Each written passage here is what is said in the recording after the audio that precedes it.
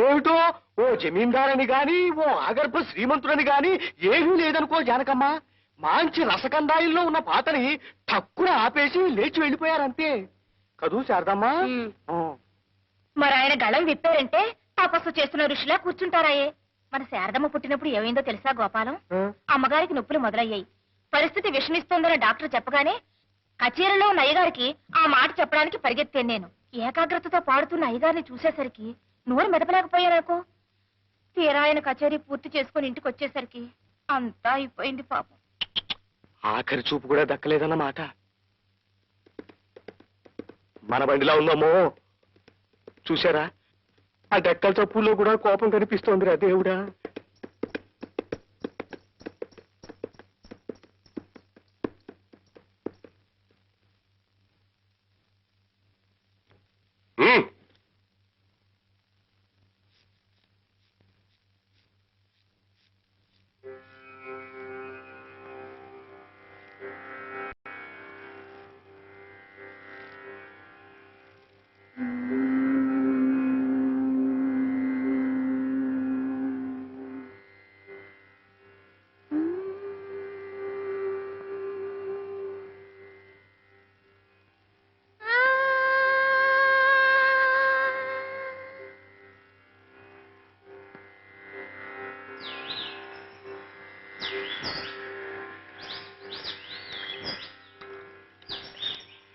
సరి గరి గపదప సారి గరి గపదప సరి గపదప గరి సరి గపదప గరి రి గపద సా ని దప రి గపద సా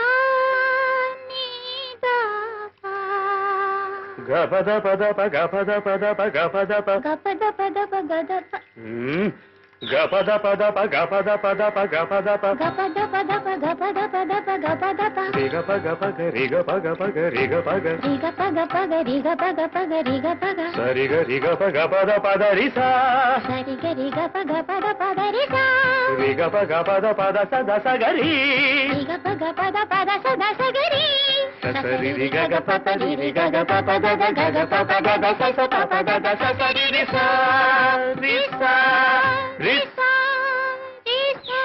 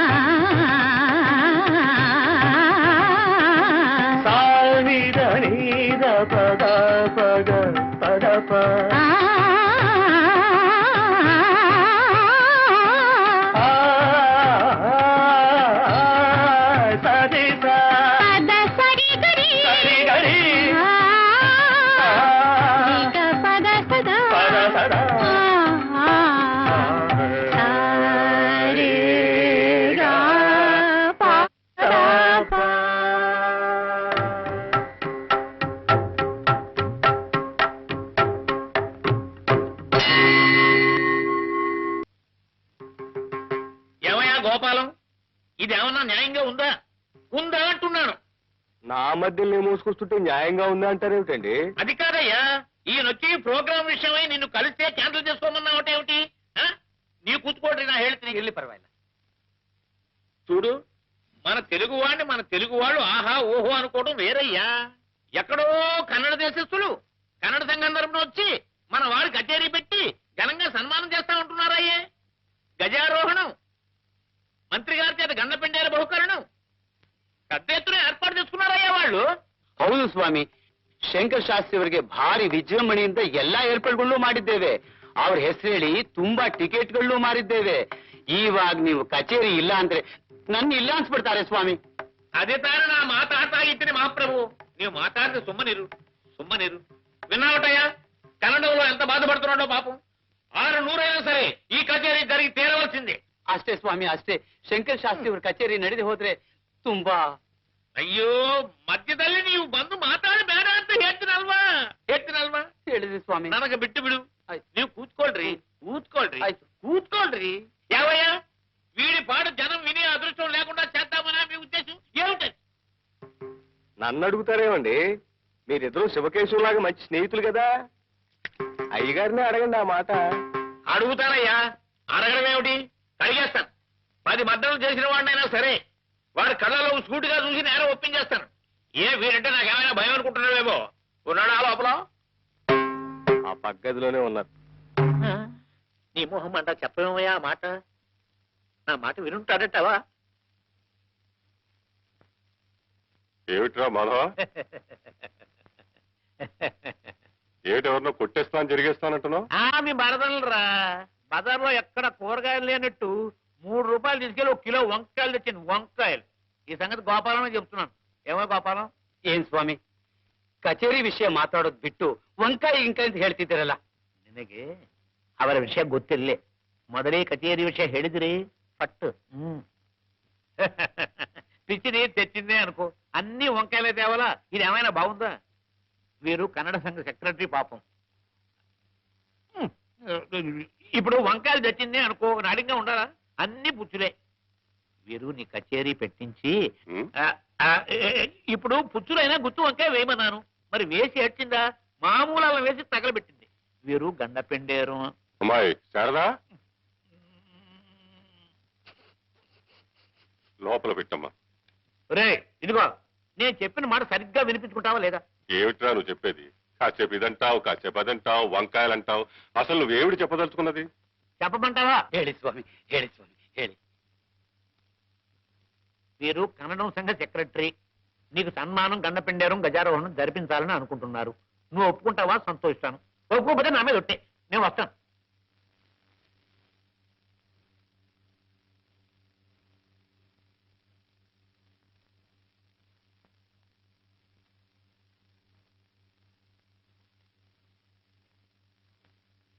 ఆహా, రాఘవేంద్ర, ఎల్లా నిందయా. ఏ రత్నపాప, తులసి ఏమంటోంది? ఏమంటారండి బాబు గారు, తమరంటే పడి చచ్చిపోతుందంటే నమ్మండి. పొద్దస్తమానం తమరి గురించే కలవరంత మా పిచ్చి తల్లికి. మొన్నెప్పుడో రోడ్డు మీద కనిపించారట. ఆ రోజు రాత్రి సగం నిద్రలో లేచొచ్చి నా మనసు మీద పడుకుని ఏం చేసిందంటే చెప్పాడు. ఎలా చెప్పనబ్బా, అప్పటికి నేనే మీ అమ్మని జమీందారు బాబును కాను అని చెబుతూనే ఉన్నా. అయినా నాకు సిగ్గేస్తుంది బాబు, నేను చెప్పలేను. ఈ వయసులోనే ఎంత చెమటలు పట్టించేస్తున్నావు? మంచి వయసులో ఉండగా ఇంకెంత లబ్జుగా ఉండేదానివో. ఆ రోజులే వేరు. నేను మా తులసంత వయసులో ఉన్నప్పుడు ఊళ్ళో మగాళ్ళు ఎవ్వరూ పెళ్ళాలతో కాపురాలు చేసేవారు కాదనుకోండి. అదో వెలుగు. నా కూతురుకు కూడా అన్నీ నా పోలికలే. దానికి మీరంటే పంచప్రాణాలు బాబు గారు. అదేదోనమ్మా, ఏమిటది? ఆ రవ్వల నెక్లెసు. అది చేయించి పెట్టమని పోరు పెడుతోంది బాబు గారు. జమీందారు దొరగారు ముందుకి బోసి మేరతో ఎలా రాను, ఎలా రాగలను అని ఒకటే ఇదైపోతోంది బిడ్డ. బాబు గారు తలుచుకుంటే రవ్వ లెక్కలేసేవిటక్క, వజ్రాలు వడ్డాణవి చేయించేస్తారు. ఏం బాబు గారు? నెక్లెస్లు వడ్డాణాలు సరే కాని ఈసారి ఈ ఊరు తులసి కోసమే వచ్చాం. ఇవాళైనా వీలవుతుందా, లేకపోతే? అయ్యయ్యో, వీలేకపోయాడు బాబు గారు. కిందటిసారంటే అమ్మ ఇంట్లో రావడానికి వీలేసుకోవడం లేదు గాని ఈవేళ అసలు చీకటి పడుతుండగానే వచ్చేయండి బాబు. తమకు అన్ని ఏర్పాట్లు ఇక్కడే. తప్పకుండా వస్తారు కదూ? రాకపోతే నా మీద ఒట్టే.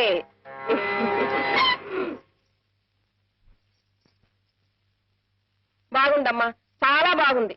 నేనెక్కడ ఆ జమీందారుని ఎలా కట్టుకోవాలా అని తహతాలాడిపోతుంటే నువ్వు ఇక్కడి తంబూరాలు బొంగరాలు బాగు చేస్తూ కూర్చున్నావు.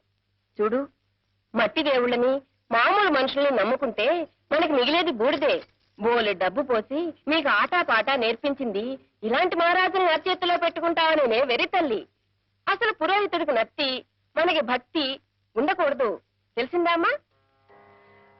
చూడు, చీకటి పడే వేళకి బాబుగారు వస్తారు. కాదంటే గుమ్మంలోకి వచ్చిన లక్ష్మీదేవి పక్కకు వెళ్ళిపోతుంది. ఇలాంటి మహారాజు చూపు నీ మీద పడాలనే ఎంతమంది నీకోసం ఎగబడుతున్నా ఇన్నాళ్ళు నిన్ను తెరచాటం దాచించాను. చూడమ్మా, ఎంచక్కా వెన్నపూస రాసుకుని తలస్నానం చేసి వస్తే ఫోల్డర్ వేసి పట్టు చీర కడతాను. ఏమ్మా, నా మాట వినాలి.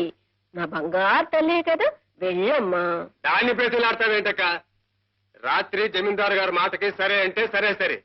తిక్క వేషాలు వేసిందో ఏ కీలు కా కీలు విరిచేసి బయట పారేస్తానంతే.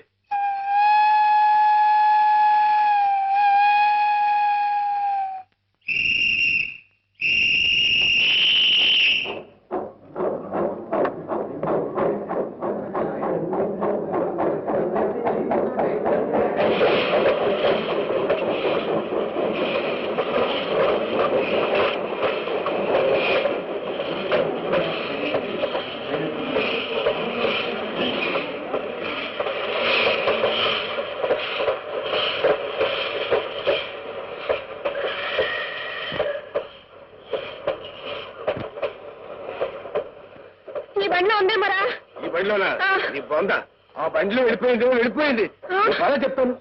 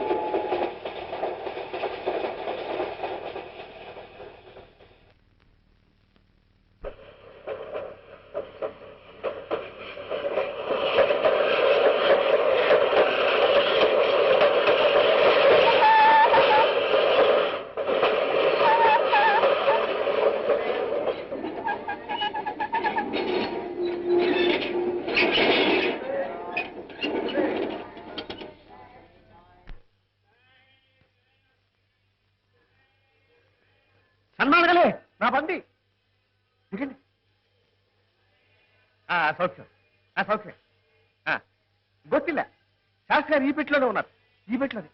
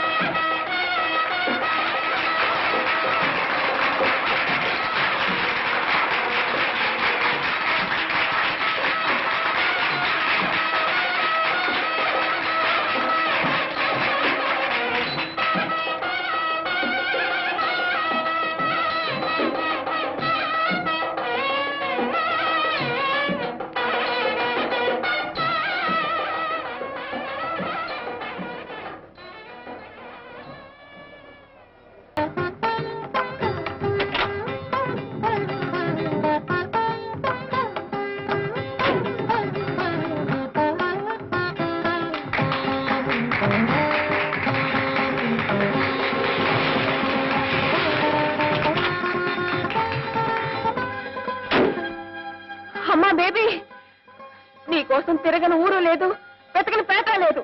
రాత్రి బావుల్లో తిండి తిప్పులు మానేసి కళ్ళల్లో ఒత్తులు వేసుకుని వెతుకుతున్నావమ్మా. నా తల్లి, ఏం బాబు లక్షణంగా పెళ్లి చేసుకోబోతున్న పిల్లని ఇలా లేపుకొచ్చేస్తావా? చూడమ్మా, నువ్వు ఎవరితో మాట్లాడుతున్నావో తెలుసా? తెలుసండి బాబు, ఈయన గారి గురించి చాలా తెలుసు. మా అమ్మాయి తులసి సంగీతం అంటే చెవి కోసుకుంటుంది. ఆ సంగతి అలసుగా తీసుకుని ఈ సంగీతం మాస్టారు మా అమ్మాయిని వల్ల వేసుకుని మాతో చెప్పకుండా లేపుకొచ్చేసాడండి. నువ్వు పదమ్మా. ఇదిగోండి అయ్యా, ఇలాంటి పవిత్రమైన స్థలాలకి సంస్థలకి ఒక పుణ్యాత్మని ఎవరైనా తీసుకురండి, పావనం అవుతుంది. అంతేగాని ఆడపిల్లల గొంతుల కోసం ఇలాంటి మహానుభావాలు కాదు.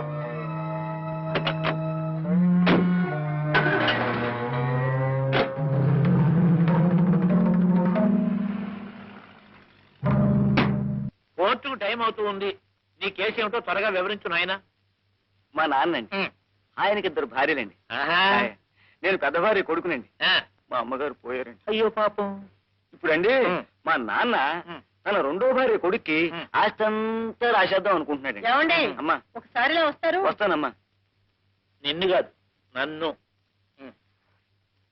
అవతల పనిలో ఉన్నాను. ఏమిటి ఇది నిజమేనా అంట? ఏమిటి? నమ్మబుద్ధి కాలేదనుకోండి. అన్నయ్య గారు ఆ తులసిని వెంటేసుకుని ఊళ్ళమడి తిరుగుతున్నారట. అంతవరకు నిజమే. అంతకు మించి నువ్వేమన్నా అబద్ధం. సరేనా? అది కాదండి, ఉవ్వా, ఊళ్ళో అందరూ చెవులు కొరుక్కుంటున్నారు అనుకోండి. కొరుక్కోమను. చెవులేం కర్మ, ముక్కు నోరు కాళ్ళు చేతులు అన్ని కొరుక్కు తినమను. అది కాదు. నేను అవతల పార్టీతో మాట్లాడుతున్నాను. నన్ను డిస్టర్బ్ చేయకు. Don't disturb me.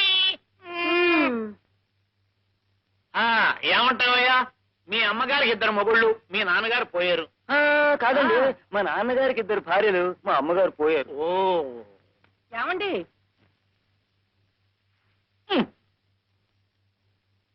అబ్బా, ఏమిటి నీ గోళ? ఏమిటి నీ గోళ? గోలా కాదు, గోలీ కాదు. నేను చెప్పేది వినిపించుకోరే. ఏమిటి? అన్నయ్య గారు ఎంత నిష్ఠాపరుడు, ఎటువంటి సాంప్రదాయమైన వంశం. రోజు దేవతార్చన చేస్తేనే గాని పచ్చి గంగైనా ముట్టేవారు కాదు. ఇప్పుడు ఏమైనా తప్ప తాగి రోడ్డున పడ్డాడా? ఒక అనాథకి ఆశ్రయం ఇచ్చాడు, అంతేనా? పాయింట్ని నీ పాపిళ్ళగా అష్టవంకలు చెప్ప. అది కాదండి. అబ్బా, అవతల పార్టీ.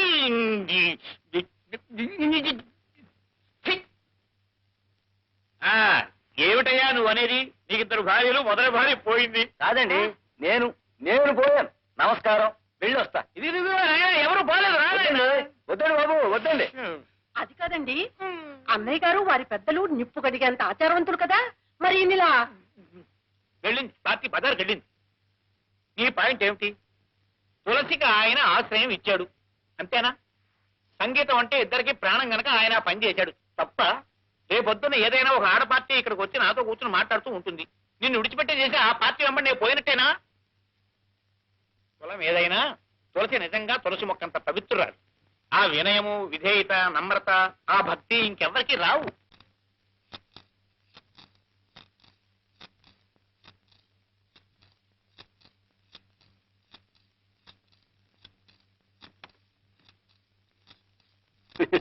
ఇంతకాలం కన్న పట్టిన జాంకాయలా పెటపెటలాడిపోతూ నోరు ఊరించేదాన్ని.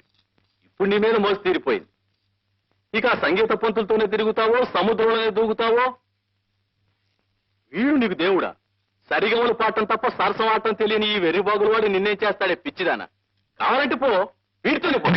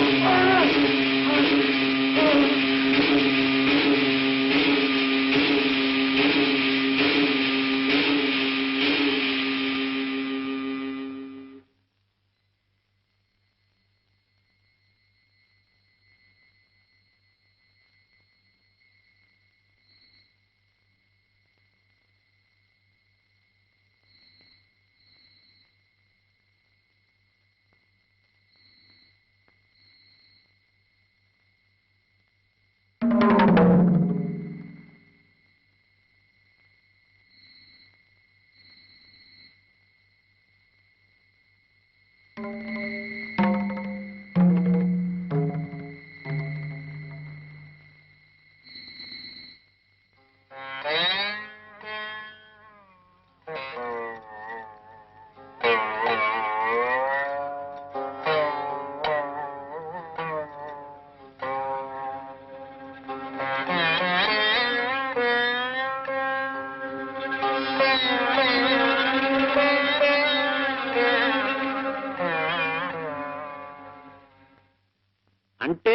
ఇంతకీ నువ్వు అనేది తులసిని విడిపించాలంటావు అంతేనా? అవునరా మాధవ, తులసి ఎలాగైనా సరే ఈ కేసు నుంచి బయటపడాలి. ఎంత ఖర్చైనా నేను భరిస్తాను. అర్థమైందిరా. ఈ కేసులో నేరం అంటూ ఏదైనా ఉంటే తులసి తల్లిది గాని పిల్లది ఎంత మాత్రం కాదు. ఏదో విధంగా వాదించి నెగ్గుతాను అనుకో. ఏమండి? ఏమిటి? మజ్జిగ ఉప్పు తక్కువేది. ఇది ఇప్పుడు నా పాయింట్ ఏమిటంటే, మీ ఇద్దరి సంగతి నాకు తెలుసు, కానీ చుట్టూ లోకం అంటూ ఒకటి ఏడ్చింది కదా. ఒక ఎదిగిన కూతురు తండ్రి కలిసి ఒకే రిక్షాలో వెళ్తుంటేనే దిక్కుమాలింది చెవులు కొరుకుంటుంది కదా ఈ లోకం.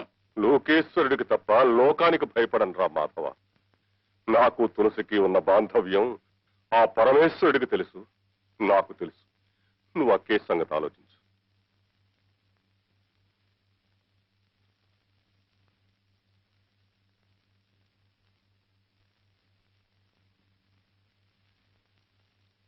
ఈ కేసు ఒప్పుకున్నట్టేనా? ఆహా, రేపు తులసి తరపున వాదిస్తారు కూడానా? వాదించడానికే కాదటే ఒప్పుకున్నది, వాదించి గెలిపిస్తారు కూడానా? గెలిపించడానికేగా వాదించేది. అయితే ముందు అద్దం మిగలగొట్టండి. ఎందుకు? నాకు గాజు పెంకు కావాలి. ఏమిటే, నన్ను పొడి చంపుతావా? కాదు, నేనే పొడుచుకు తెస్తాను. భుజాల మీద శంకు చక్రాలు కూడా వేయించుకున్నారు. ఓ బజారు దాన్ని వెనకేసుకొచ్చి వాదిస్తారా? రంగరంగా రంగరంగా. నువ్వు రంగరంగాను గంగగంగాను నేను వాదించడం ఖాయం. ఏమిటి ఏమిటంట ఏమిటి?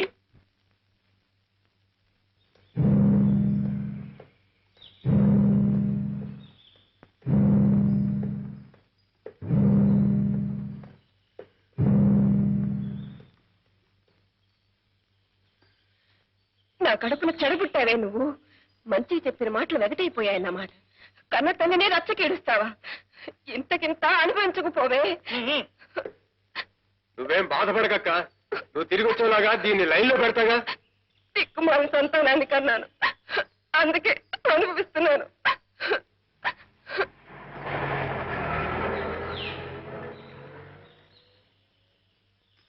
ఎక్కడికి వెళ్తావే? నీ తోలుచి ఎండేస్తా, జాగ్రత్త. రా ఇంటికి. అమ్మా తల్లిని బ్రతిలాడితే లాభం లేదే. ఒళ్ళంతా వాతలేస్తే చెప్పిన వాడి దగ్గరికి కిక్కులు మరకుండా వెళ్తావు. పద ఇంటికి.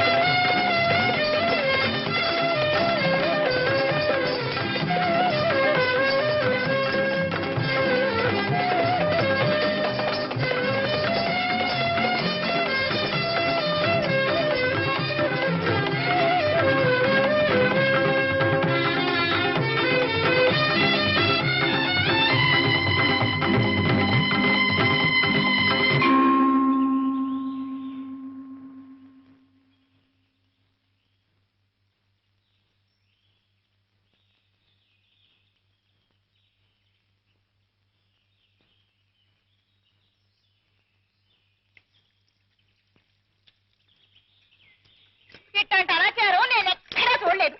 అంటూ సొంటూ లేని ఇంట్లో ఒక క్షణం కూడా ఉండలేను. శారదమ్మ తల్లి, నా దోమ నేను చూసుకుంటున్నాను.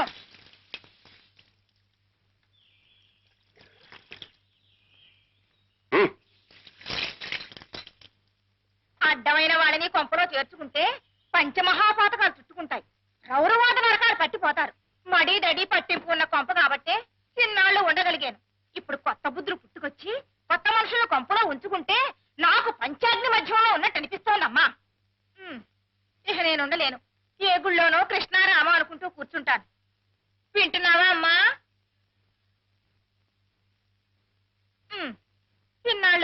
వాళ్ళ ఇల్లు అంటే అగ్నిహోత్రం అంత పవిత్రమైన అనుకునేవాళ్ళు నలుగురు.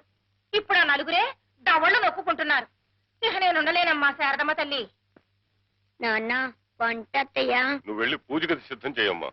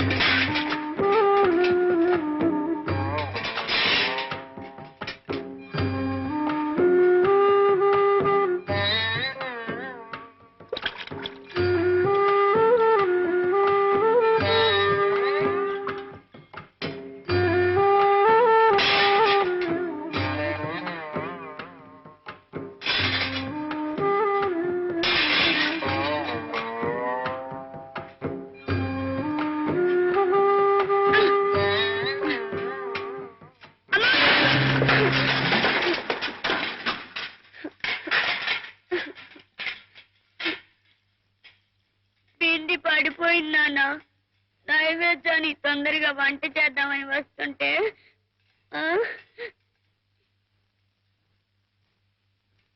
ఏ నీకు వంట చేయడం చేత కదా?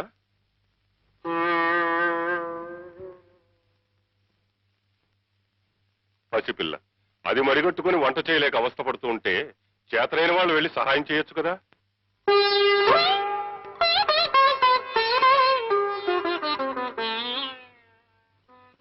ఆచార వ్యవహారాలు మనసుల్ని క్రమమైన మార్గంలో పెట్టడానికి తప్ప మనుషుల్ని కులమనే పేరుతో విడదీయడానికి కాదు తులసి.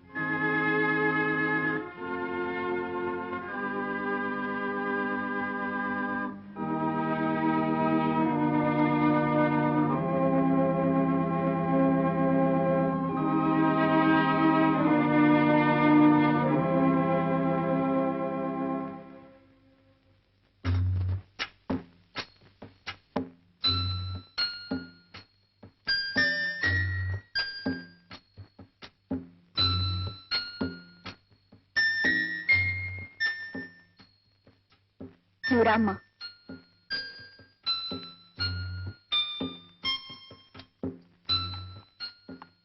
ఏమ్మా బండి కావాలా?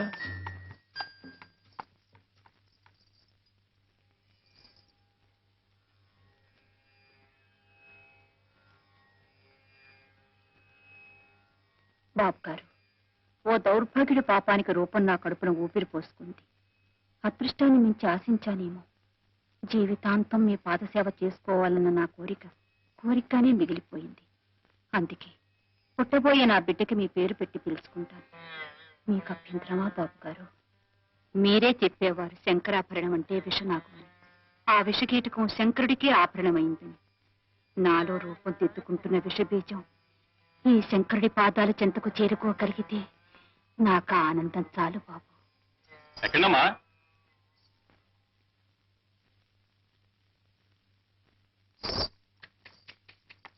చల్ చల్ చల్.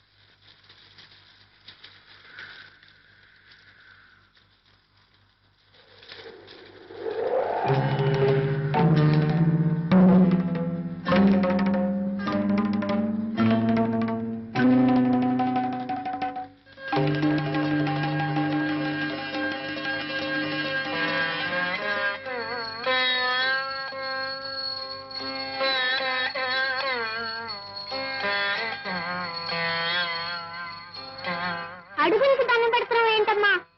నీకు చెప్పాని మనకి తల్లి తండ్రి గురువు దైవం అని. ఆయన అడుగుతాడలు బాబు ఇవి. శంకర్ శాస్త్రి గారివా?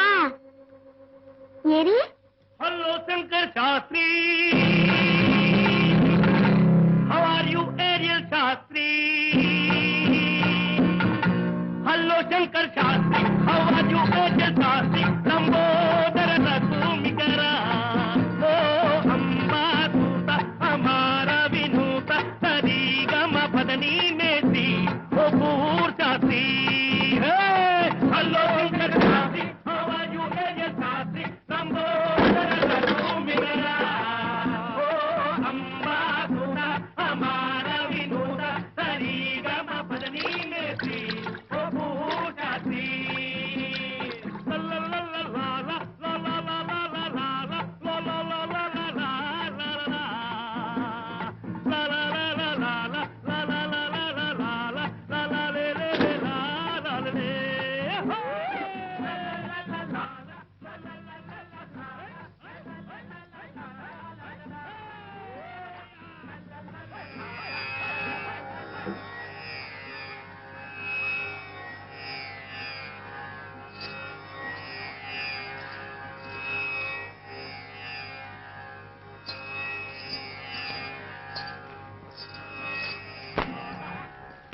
ఏం చెప్తావు నాన్న?